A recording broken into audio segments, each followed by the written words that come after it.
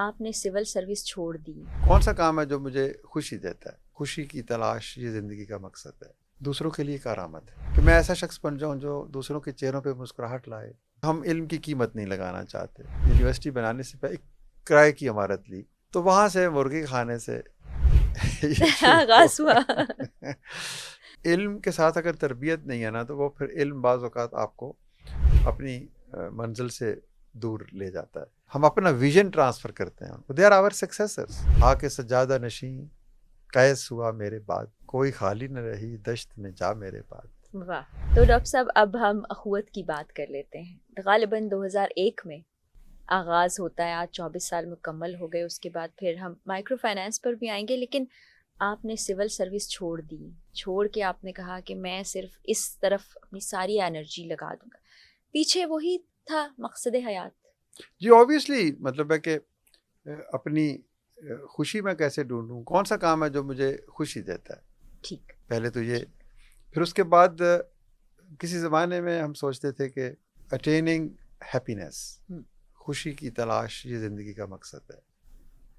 फिर आहिस्ता आहिस्ता समझ आया, नहीं, खुशी की तलाश से कहीं ज़्यादा ये मकसद अगर बन जाए कि आई शुड बी समवन जो दूसरों के लिए कारआमद है।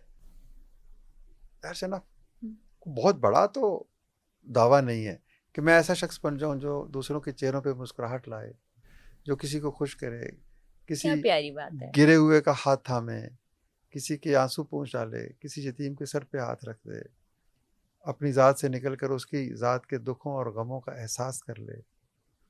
तो अगर हर शख्स, आप देखें ना, ये सोचे कि how I can be useful for others, तो दुनिया खूबसूरत नहीं होगी? बेशक होगी, बहुत खूबसूरत होगी। तो ये छोटी सी बात है। तो डॉक्टर साहब, आगाज़ हुआ कि आज तो हम आपका कैंपस देखते हैं, मतलब मैं कहती हूँ मास्टरपीस है, बहुत खूबसूरत। वहाँ जाके एक अलग ही वाइब्स आती हैं। एहसास तो जब होता है। आगाज़ हुआ था तब कैसा था?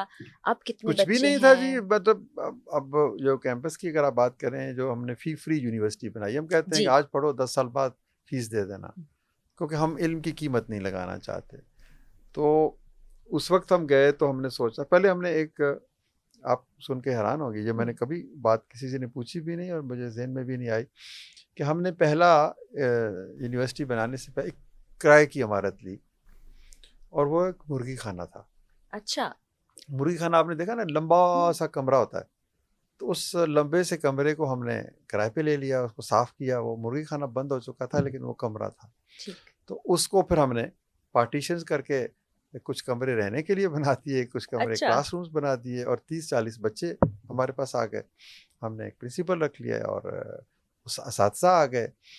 तो वहाँ से ये 2010 या 11, अब एग्जैक्टली मुझे वो महीना याद नहीं, तो वहाँ से मुर्गी खाने से ये शुरू आगाज़ हुआ। हुआ। तो लेकिन बहरहाल हमने उसको लिवेबल बनाया, कि ये नहीं ठीक। कि उसमें खुदा न खास्ता हमने कहा कि बच्चों को एसिड फेंक दिया जाए। तो वहाँ से शुरू हुआ, और आज 50 एकड़ पर एक बिल्डिंग है ज़बरदस्त।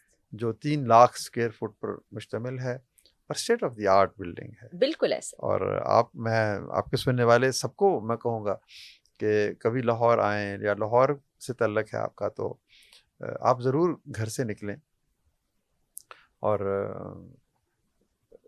ये कह के छेड़ती है मुझे दिल गिरफ्तगी, घबरा गए हैं आप तो बाहर ही ले चलें। तो लाहौर शहर से कभी दिल गिरफ्ता हो इस माहौल से, स्मॉग वमॉग से, इस किस्म की चीज़ों से, धुएँ से, तो फिर आप आएँ, आपको ख़ुवत कॉलेज यूनिवर्सिटी, हम आपको आपकी खिदमत करेंगे, आपकी मेहमान नवाज़ी। बिल्कुल। और आप जब जाएँ तो जॉगर्स का एक जोड़ा अपनी गाड़ी में ज़रूर रख लीजिएगा, क्योंकि वो बहुत बड़ा है। जी, याद जी, है, बिल्कुल, मैं बिल्कुल। आई थी तो मैंने हील्स पहनी थी, तो मेरे लिए बड़ा मुश्किल हुआ। जी, तो जी, बहुत खूबसूरत बिल्कुल। जी। बिल्डिंग है। और डॉक्टर साहब, वहाँ जो बच्चे हैं, जैसे आपने कहा कि एक इत्मीनान, एक सुकून और कुछ करने की चाह उनमें भी है। तो वो बच्चों को ख़ास कोई तरबियत दी जाती है, या वो आपके साथ रह के, आपकी सोहबत में वो ये सीख जाते हैं? ये देखिए, इल्म के साथ अगर तरबियत नहीं है ना, तो वो फिर इल्म बाज़ औक़ात आपको अपनी मंज़िल से दूर ले जाता है। तरबियत बहुत ज़रूरी है। उनकी सोच और फ़िक्र पे किसी न किसी आला अख़लाक़ी निज़ाम के बंधन में वो होने चाहिए। तो हम इस पे ज़ोर देते हैं कि वो इसीलिए ये रेजिडेंशियल अदारा है। हम्म, यानी ये नहीं है कि आप यूनिवर्सिटी में जा रहे हैं 4 घंटे 6 घंटे, उसके बाद फिर वापस आप उसी माहौल में आ जाएं, उसी मोहल्ले में, उसी गली में, उसी, तो वो फिर आप वो कुछ नहीं सीखते। एक मुसलसल अमल है ना सीखना। जी बिल्कुल। तो ये हमारे बच्चे यहीं रहते हैं। 100% रेजिडेंशियल इंस्टीट्यूशन है। सुबह 5 बजे से उठ के रात को 10 बजे तक एक पूरा पता है जी, 5:01 पे क्या होना है, 5:50 पे क्या होना है, 12 बजे क्या होना है, 3 बजे क्या होना है, और बत्तियां गुल किस वक्त होनी है, और ख्वाबों में कब खोना है। तो वो एक निज़ाम है। उसमें फिर खेल भी है, उसमें नमाज भी है, उसमें डिस्कशंस भी हैं, उसमें मुज़ाकरे भी हैं, मुबाहसे भी हैं, उसमें शेर व शायरी भी है, और उसमें तारीख़ के साथ जो आपका रब्त ज़ब्त है उसका में भी इजाफा है। तो वो फिर कोशिश ये होती है, फिर हम गेस्ट स्पीकर बुलाते हैं। आप जैसे अच्छे लोगों को हम इसीलिए बहुत दावत देते शुक्रिया हैं ना, सर, बहुत कि आप शुक्रिया। आएँ और फिर आप उनको इंस्पायर करें, आप उनको बताएं कि ज़िंदगी क्या है, आपके क्या तजर्बात हैं। तो ये इस तरीके से हम कोशिश, फिर हम अपना विजन ट्रांसफ़र करते हैं उनको। They are our successors. लोग हमें पूछते हैं जी कि अख़ुवत बन के अल्हम्दुलिल्लाह अल्लाह का बड़ा करम है, दोस्तों ने मदद की, पाकिस्तान ने मदद की, तो ये आगे कब चलेगा, कैसे चलेगा, हम्म, 10 साल 20 साल 50 साल बाद।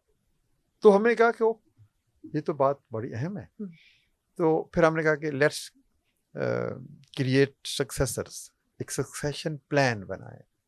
आके सज्जादा नशीं कैस हुआ मेरे बाद, कोई खाली न रही दश्त में जा मेरे बाद। वाह।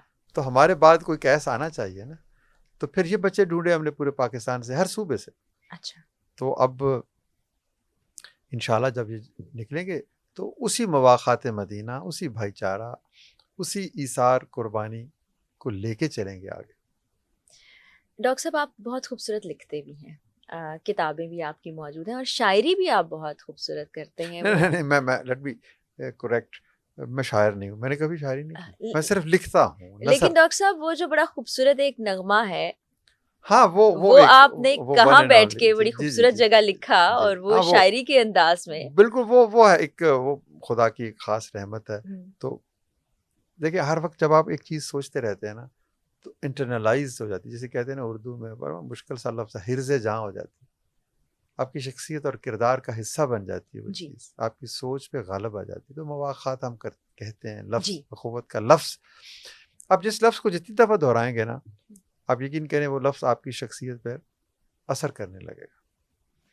तो वो ऐसा ही था। तो वो अल्हम्दुलिल्लाह, वो मैं मस्जिद नबवी में बैठा हुआ था, तो अचानक ऐसे सुभान मैंने कहा अल्लाह। कि बच्चों के लिए एक तराना लिखें। तो वो कुछ अशार अक्सरियत वहीं लिखे, और बाकी फिर वापसी के सफ़र में बनते गए। और वो तराना आप सुना दिया करें कभी कभार। जी बिल्कुल, वो तराना हम इंशाल्लाह आपसे हासिल करके जी उसकी जी। ओरिजिनल वाली कॉपी अपने हाँ, इंस्टाग्राम पे और बाकी प्लेटफॉर्म्स पे भी शेयर करूँगी।